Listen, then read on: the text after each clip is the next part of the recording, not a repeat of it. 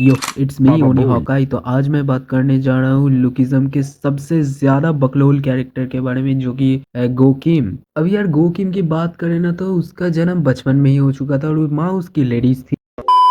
अब जो का साइड गो को तुम लोग वीक मत मान लेना, क्योंकि जेम्स ली ने बोला था go one of the strongest fighter है अब अभी तक का लुकिज्म में। कुछ कुछ फैंस तो लुकिज्म में गन और गो को इक्वल मानते हैं, तो कुछ गन को ऊपर मानते हैं, कुछ गो को ऊपर मानते हैं। कोई कोई तो ये भी बोलता है कि गो गन से ज्यादा स्ट्रांग है, कोई कोई ये बोलता है कि गन गो से ज्यादा स्ट्रांग है। पर्सनली मुझे गन से ज्यादा गो को ही पसंद है, क्योंकि बिकॉज ऑफ हिज बकचोदी एटीट्यूड।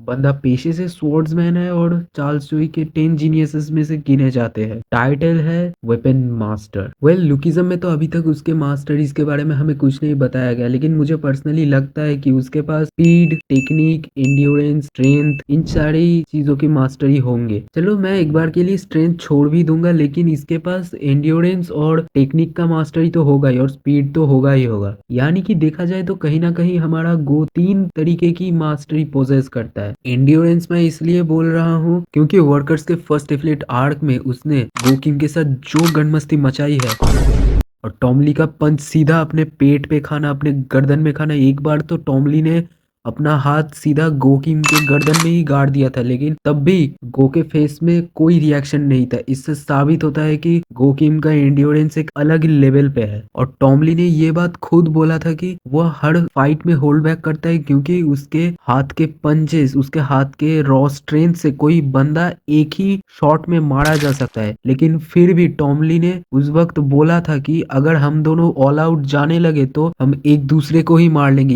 यानी कि गन और टॉमली अगर उस टाइम पे ऑल आउट चले जाते तो वहां पे दोनों ही मर जाते। इससे क्लियरली ये साबित होता है कि टॉमली गो को अपने लेवल पे मानता है। और अगर इसके दिमाग की इंटेलिजेंसी की बात करें, तब भी ये बंदा इंटेलिजेंसी में भी कहीं भी कम नहीं जाता, क्योंकि वास्को के पास्ट आर्क में हमें ये दिखाया जाता है कि, यानी कि उसके फ्लैशबैक में हमें ये दिखाया जाता है कि उसने वास्को के स्कूल में आके वास्को के जो बुलीज थे उनके ऊपर अलग ही लेवल का तबाही मचा दिया था, और पकड़े जाने पे बहुत ज्यादा स्मार्टली प्रिंसिपल को थ्रेट भी दिया था, और सिचुएशंस को बहुत परफेक्टली हैंडल करके वहां से चला गया था। इवन वास्को को इनडायरेक्टली इसने स्ट्रॉन्ग भी बना दिया था उस टाइम पे। अब आता है हंट बाई, यानी कि Hunt for gun park arc में, जहाँ पे जब गो गन से लड़ने आता है तब हमें क्लियरली दो तीन चार पांच बार ये दिखाया जाता है कि गन क्लियरली गो के वेपन अवॉइड कर रहा था, उसे अपने वेपन बाहर निकलने ही नहीं दे रहा था। जिस बात से ये क्लियर हो जाता है कि गन भी मानता है गो के वेपन बहुत स्ट्रॉन्ग है, और कहीं ना कहीं गन को डैमेज भी दे सकता है, जो कि एक्चुअली में हुआ था। उसने गन को बहुत ज्यादा डैमेज दे दिया था।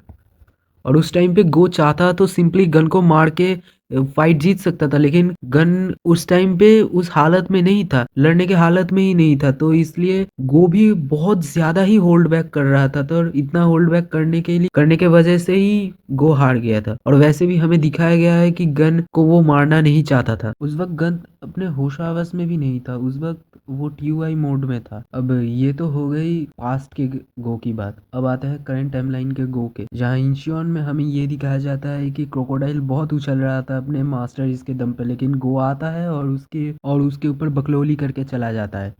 आई मीन सीरियसली उस वक्त प्याचियोंग जो होरैंग से लड़ रहा था, होरैंग स्वॉर्ड, और हमारा गो किससे लड़ रहा था? साइकिल के 2 रॉड से। सबसे पहले तो उसने हॉरैंग का डायरेक्शन ही डाइवर्ट कर दिया था अपने गेमिंग कंसोल से, और इस चीज से पाचियोंग जो भी थोड़ा सा हैरान हुआ था। और यहाँ पे गो आते ही भाई साहब उसने पाचियोंग जो के कान काट दिए, फिर भूसे ही भूसे भर दिए अपने स्वॉर्ड से, एकदम इतने छेद कर दिए कि पेचियोंग जो को कंफ्यूज हो गया था कि आखिर दर्द कहाँ से निकाले और चीखे कहाँ से।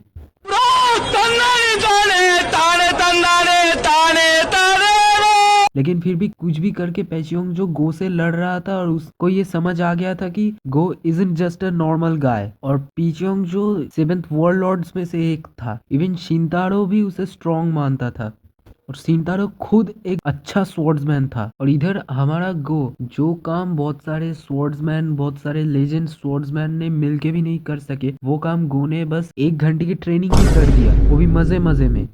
भाई साहब उसने मजे मजे में 46 वेरिएशंस निकाल दिए अपने मूनलाइट टेक्निक में, और मूनलाइट के हर एक स्ट्रोक्स के साथ हमारे गो का स्पीड बढ़ता ही जाता है।